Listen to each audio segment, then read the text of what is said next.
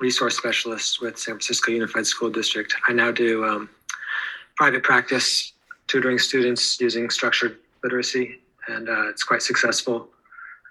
Most of the students that I work with are students who've had trouble in a public school system, and most of them come from schools that have used FMP when they were having their trouble. The FMP program, when I worked as a resource specialist in SFUSD, led to a lot of the students going through to the 3rd or 4th grade before they would get a special education services. And then the way special education works is that they start off with sort of what is a minimum amount of minutes of service, usually 90 minutes, maybe 120 per week for remediation, which is just not enough to remediate a student who's already 3 grade levels behind. Then the special education department did get a new curriculum that was supposed to be useful for their students, which the name is escaping me right now, but I know that ELA also did a Wilson program, and the Wilson program has been just minimally funded compared to what's been going on with FMP or Lucy Calkins workshops. So our students who are struggling the most, who are the farthest behind in literacy, are getting the fewest resources and the fewest number of minutes of service to help remediate their reading struggles. And what needs to happen is a curriculum that goes into the kindergarten and 1st grade classrooms that just, from the beginning, teaches students the way they need to be taught so that they can learn, including dyslexic students.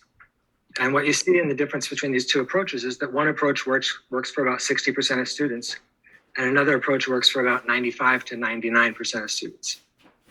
And the one we've chosen to use is the one that works for 60% of students. And this is the reason why so many school districts around the country are gradually making the change to structured literacy, is because it works for more students. And structured literacy is the foundation that allows students to access all those books about identity. You know, you can't go off and read on your own about the things that interest you until you can read the words on the page. And so many of the students that I worked with were coming into special ed in the 3rd, 4th, and 5th grade at an FMP level F. Okay, that's like kindergarten and 1st grade level. And the systems are not in place to help those kids out. Like the screeners that we have are identifying 1 or 2 kids in a kindergarten class, in a kindergarten grade level. That's 2 or 3 classes of kindergarten, only identifying 1 to 2 students. That's not an effective screener. The screeners need to be improved a lot. And I think what happened tonight with the presentation was really unfortunate. They should have been allowed to present. I think they need to be allowed to present in January.